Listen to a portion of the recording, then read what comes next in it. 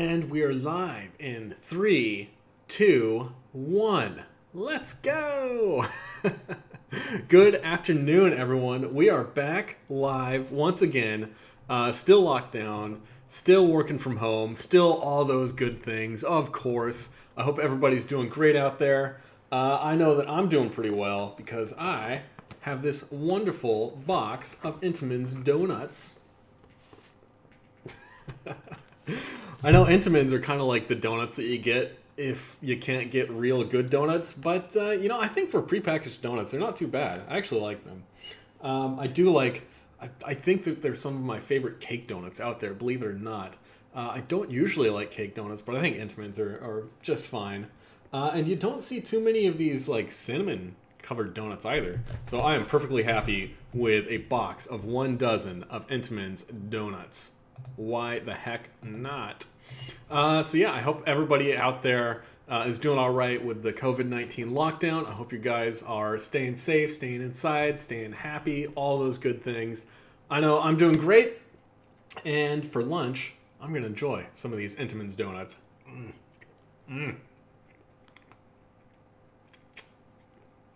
Oh. Always so good. You cannot have donuts without some milk to dunk them in.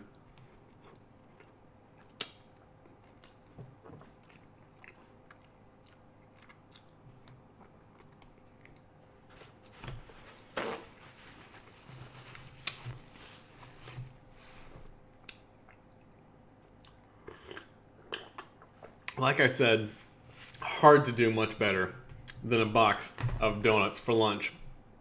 We got Eric Cruz already popping up in the chat. Says, "What's up, Steve?" Hey, how's it going, man? Good to see you. Yet another Eric to add. I'm always happy to have everybody drop by for these live streams. Always great. The goal for these is really to be able to like check in with people and get a little bit of social interactions with folks. Because I know it can be tough for some people out there. I'm going a little bit stir crazy. I just finished my 8th week of doing live streams, which I think means like 10 weeks or so of working from home. Now, I got a haircut like the day that I got kicked out of my studio.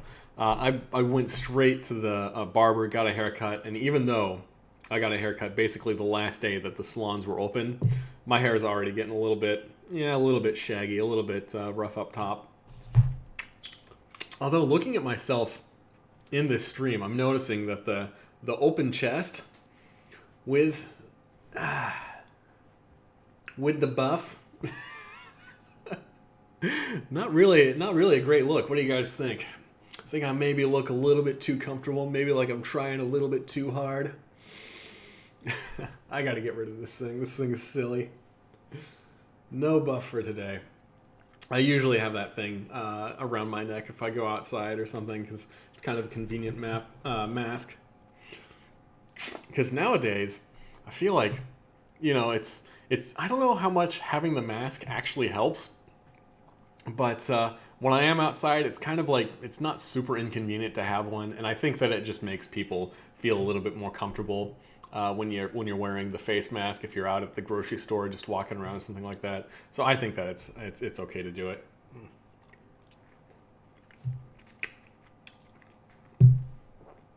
So I know with these like super high sugary lunches and high carb lunches that I tend to be indulging in on a daily basis or almost a daily basis nowadays. It is a little bit ironic that it goes against the like super low carb diet that I used to do like years and years and years ago. Back in 2014, I went on a super low carb diet, and I've always engaged in endurance sports, endurance activities, stuff like that. And it is kind of ironic that when a lot of people think of running and aerobic sports, they think that you need to have this base of carbohydrate. And they do kind of go hand in hand. I mean, a lot of people have, really thrived off of high carb fueling for decades and decades. So it does certainly work. But there's this like growing underground methodology of low carb fueling. So I thought it'd be cool to talk about just like some of my thoughts on exactly how that works, and I could go over some of the science, go over some of my experiences with trying to like run marathons, do triathlons without as many high glycemic carbohydrates as most people consume let's see if I can talk, for conventional fueling for those kinds of races and events.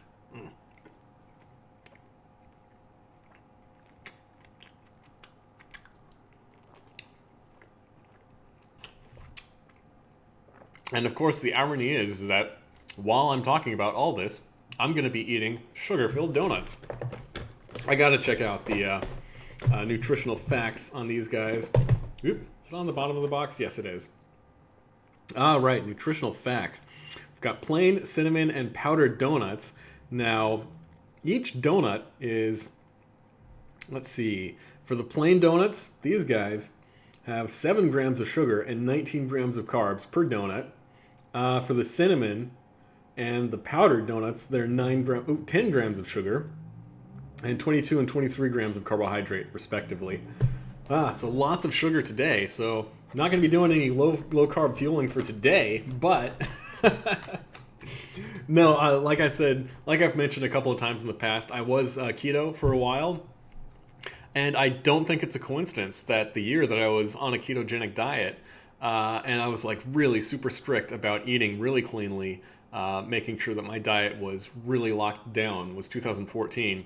And it was also the year where I laid down some of my best races, where I raced a sub 5 hour half Ironman triathlon, which is a heck of an accomplishment for me. And I was running like sub 90-minute half marathons and running plenty of marathons just like it was nothing. So it is completely awesome.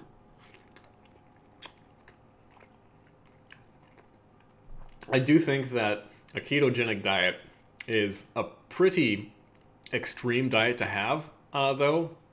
It's one of those things that a lot of people will talk about how great it is, and will try to encourage other folks to get onto a ketogenic diet. And some people are a little bit dogmatic about it. Like they'll talk about it like it's the cure-all for every single ailment. And the truth is that it does really improve your health in a lot of ways. It does have a lot of interesting physiological effects if you're on a ketogenic diet for an extended period of time. But it is so extreme that if you don't have a good reason to go on a keto diet, like I would not recommend it. It's really restrictive.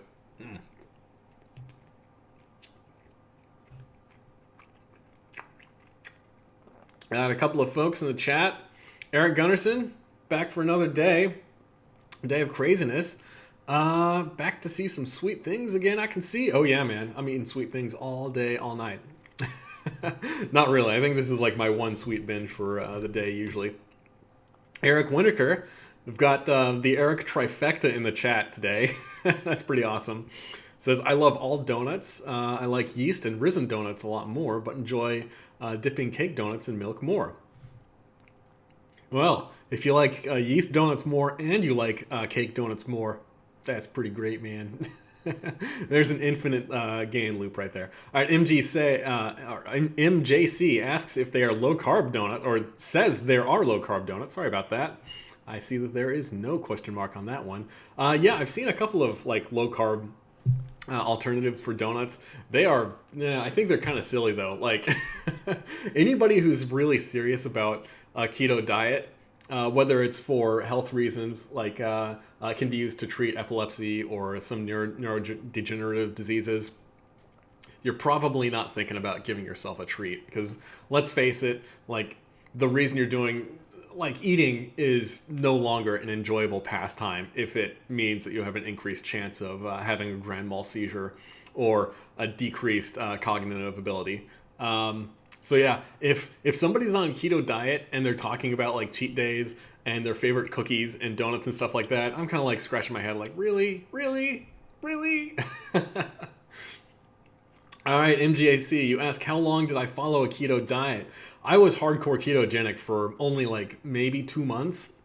And then I was pretty low carb for several years. maybe 2 or 3 years after that. So when I was keto, I was like avoiding eating too much plant matter at all. But when I backed off of that a little bit, I started introducing some of the lower glycemic fruits and vegetables back into my diet, eating plenty of greens, eating lots of coconuts, lots of tree nuts, that kind of thing. Still not eating a ton of meat. I would have like liver and some organ meats every now and then. But yeah, not a ton of meat, stuff like that.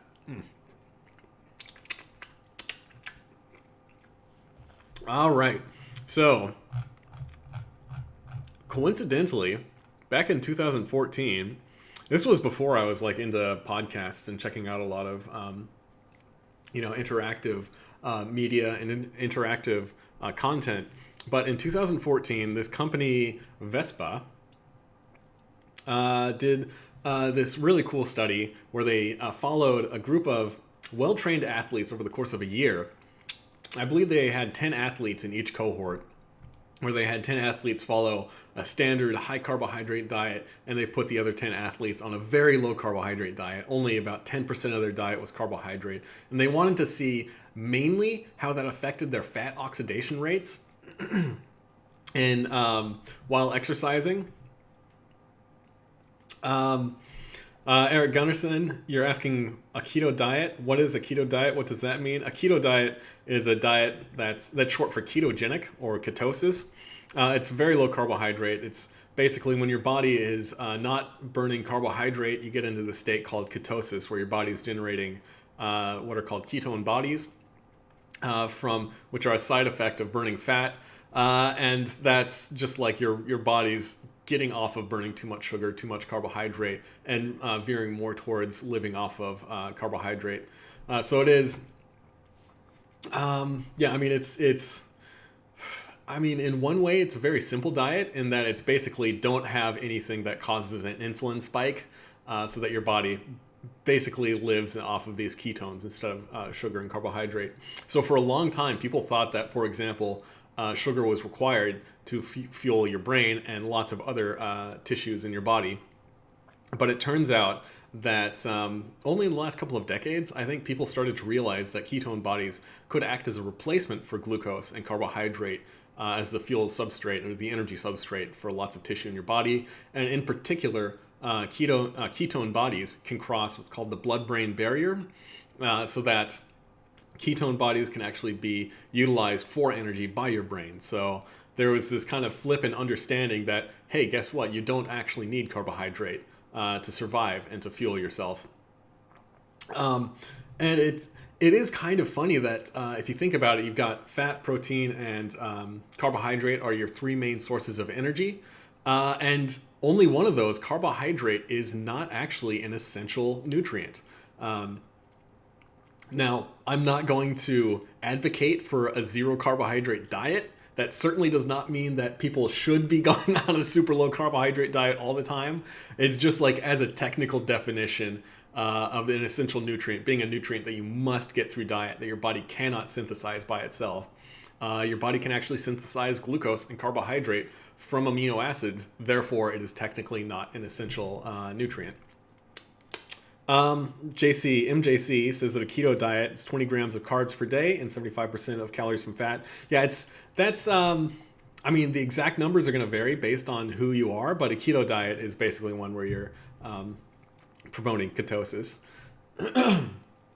And you can actually get ketone supplements, beta-hydroxybutyrate supplements, to like put yourself into this temporary state of ketosis. It's a very interesting feeling where you get this almost like this mental buzz where you're able to focus on things really easily, I've found. And it lasts about an hour, so it's pretty interesting. The problem is that most keto supplements are very expensive. So anyway, back to this scientific study. Now, this was done by a company called Vespa, which, interestingly, I'm a little bit dubious of most scientific studies that are funded by a company selling something. But the thing is that Vespa sells like energy gels and high carb fuels. So the fact that they went on this, they participated, or I should say that they funded this study, it is pretty interesting.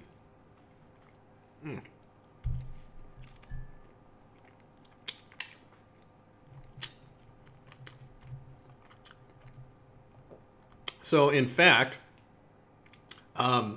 based on the results of this study, you would think that they would have like hidden the results, because it kind of goes against the idea of buying the products that they sell. So yeah, they had this high carb cohort of 10 athletes and this low carb cohort of 10 athletes. Let's see, they talk about, it looks like these are just some stats of the kind of athletes that they had. I mean, I think that the athletes that they had, it's interesting that the body fat percentage of the low carb athletes tended to be a little bit lower going into the study. The body mass also tended to be a little bit higher in the low carb group, with less body mass or less body fat mass. So interesting mix there. You'd expect that somebody eating more fat might have more fat on them. So these were the diets that they were using. Let's see. The high carb group looked like they had a pretty nominal mix that you'd see pretty frequently. I think the low carb group, if it was a true ketogenic diet, I think that protein would be a little bit lower. Ketogenic diet tends to be closer to like 80 to 90% fat and only 5 to 10% of protein and carbohydrate. So before this study, like, people thought that it was impossible to burn as much as 1 gram of fat per minute during exercise. And you do have to remember that when you're in this kind of low and slow, like if you're walking or just sitting or something like that, your body tends to rely more on aerobic energy from your fat stores, because it doesn't need that quick burning glycogen and sugar to like really push the performance. The caveat there is that, of course, when you're going low and slow, when you're just walking, you're not actually burning that many calories. So you're not burning nearly as many calories as required to burn 9 calories per minute, which is 1 gram of fat, if you're getting it all from fat. Now, as you increase your exercise intensity, maybe you're jogging, maybe you're starting to run, maybe you're biking a little bit harder, you are burning more calories, but it tends to shift from going 100% of calories from fat to, maybe you're only getting 50% of your calories from fat. Then if you go super high intensity, you might be getting as low as, just 5% or 0% of your calories from fat. It might all be coming from creatine phosphate and from carbohydrate.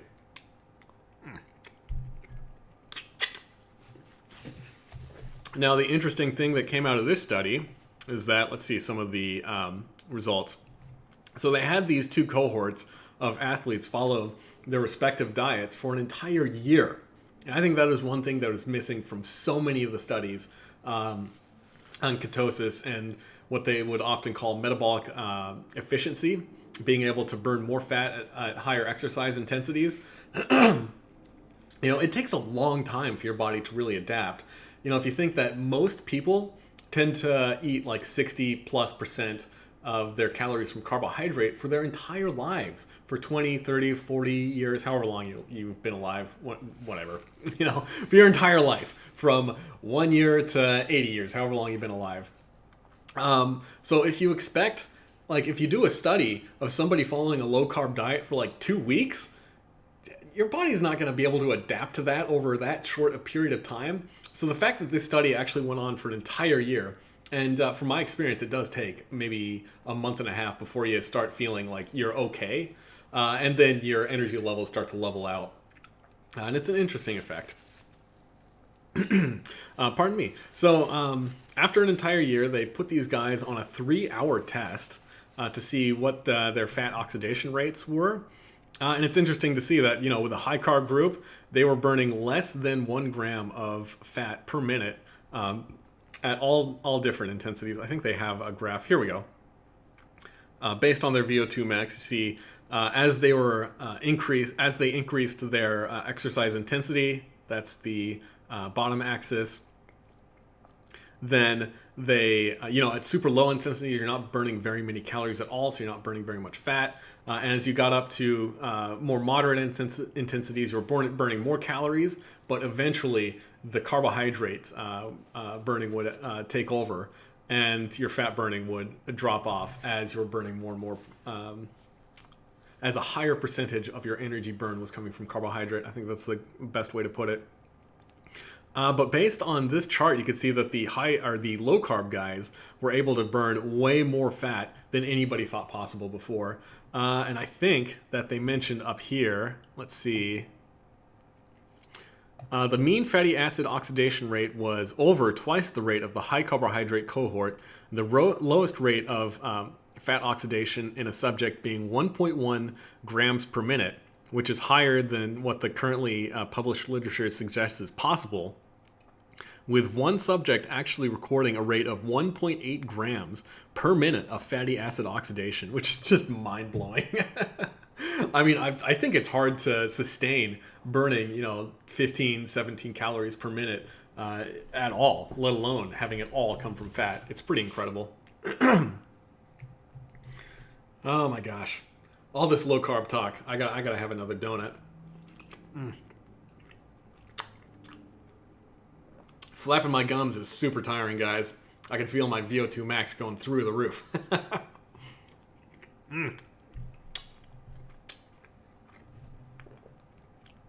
All right, let's see here. Yeah, so you can see this is a chart of the high carb group. Oh, this is their exercise over time. So this must have been the results from their 3-hour exercise test, where at the very, very beginning, when everybody was decently well fueled, and the high carb group was burning a little over 50% of, a little bit over 50% of their energy was coming from carbohydrate. Then as their glycogen stores started to go down a little bit, you could see the amount of carbohydrate that they're burning was starting to drop a little bit. So if you actually run out of carbohydrate, then you'll eventually hit the wall, which is why this is kind of important, interesting stuff. Pardon me. Man, I guess I've got a frog in my throat. So yeah, I mean, basically all of this is to try to avoid burning too much carbohydrate during exercise. A lot of people think that the reason that you do this is to try to lose weight and burn fat. But the reality is that if you are running a marathon or doing an Ironman triathlon, you're going to run out of glycogen. That's just how physics goes. You cannot eat enough sugar and digest that sugar fast enough to keep up with the amount of sugar that you're burning. So by burning more fat, you're actually sparing yourself glycogen so that you can save it for the times where you do really need to push and just put the pedal to the metal and go super hard, super fast.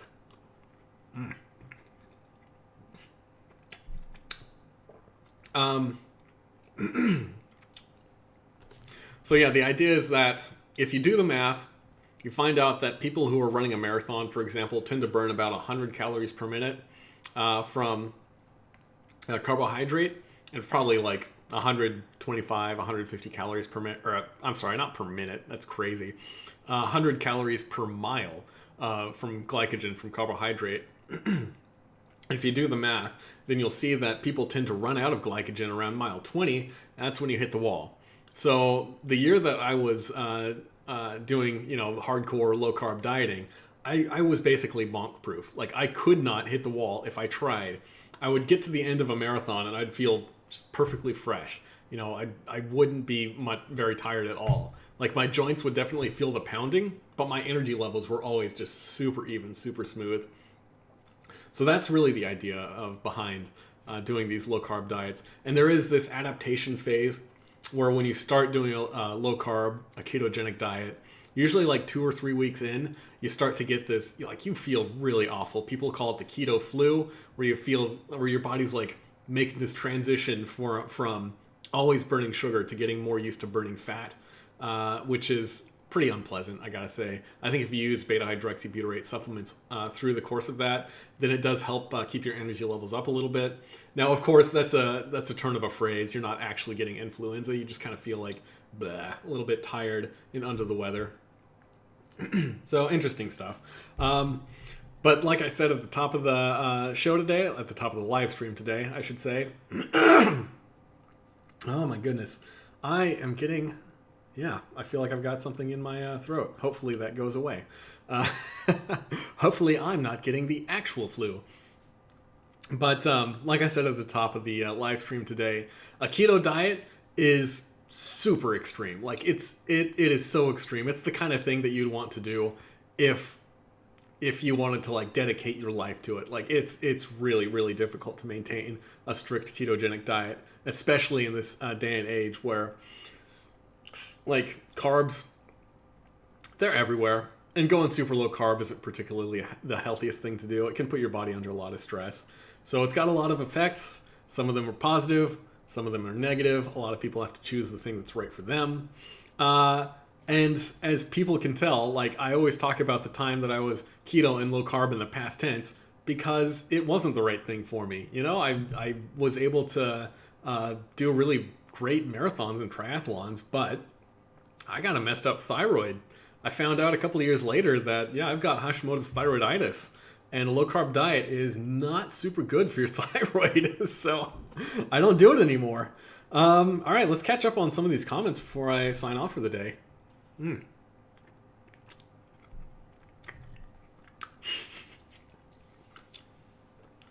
I don't know how to pronounce your name. I'm going to say it's Mew Mew. That is an incredible name, buddy. I love that. That's awesome. Says, "G'day from Australia."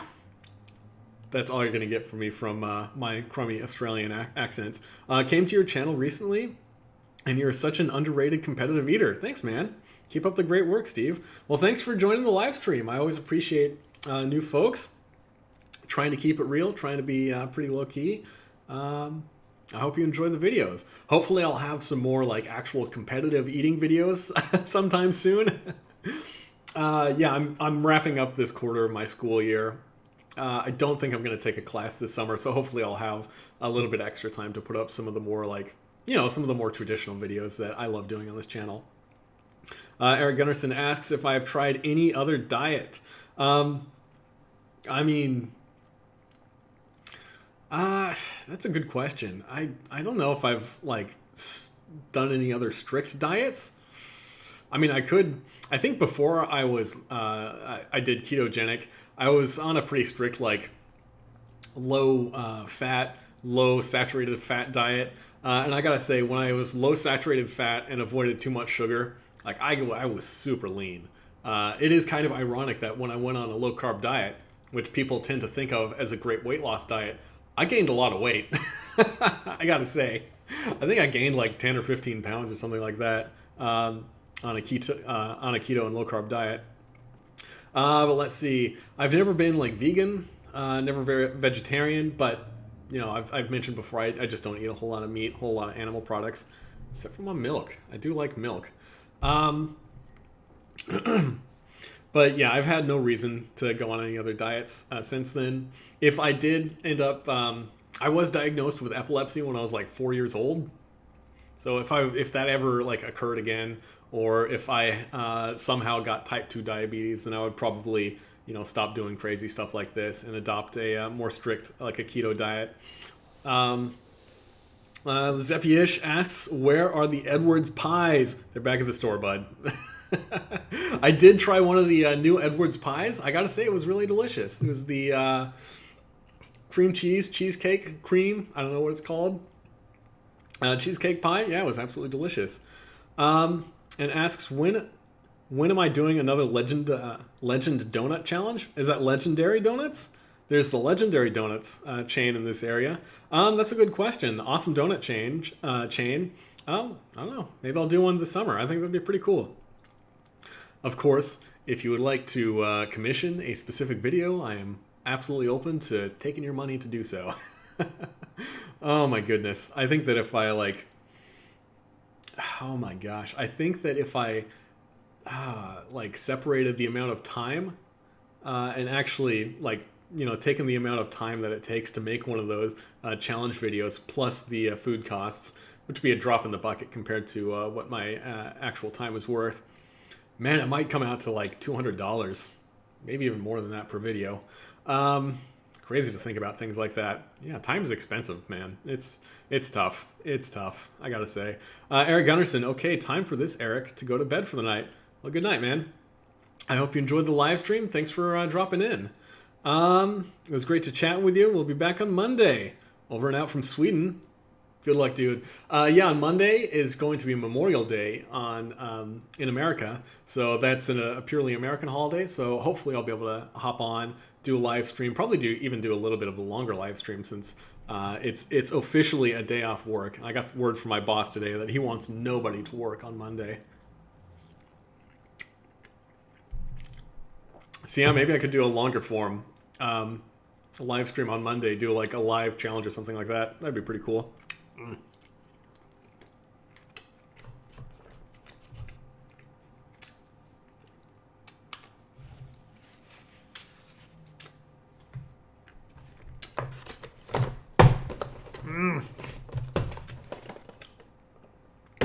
Six donuts down. Gonna save these guys for a little bit later. Maybe for tomorrow. I don't know. I did a run this morning, so I am feeling a little bit carb deprived. It was definitely a carb-fueled run this morning. So I blasted through all of my glycogen stores. Nice and carb sensitive right now. Well, once again, thank you guys for hanging out with me for another live stream. It's been an awesome week in lockdown. As good of a week as it could possibly be in lockdown. I feel like there are a couple of snafus with some of the live streams earlier this week, but I think we're back up and running. I got changed my lighting setup, so hopefully I look a little bit brighter. Hopefully I don't look like I'm living inside of a cave right now to you guys. But again, thank you guys. It's always fun to hang out, always fun to answer your questions, see how everybody's doing. I'm doing great. I hope you guys have an awesome weekend. If you're in America, enjoy your 3-day weekend, or maybe you're one of the folks who happen to be furloughed or is otherwise having a little bit of trouble filling your time. So maybe this 3-day weekend doesn't mean quite so much to most folks out there, which is super unfortunate. I hope everybody appreciates the time that they have, is enjoying the time that they have. And until next time, until next week, I should say, since I'm taking the weekend off. Oh my gosh. Yeah, until next week, peace out. You guys have a good one, and I'll see you guys on Monday. Live stream end.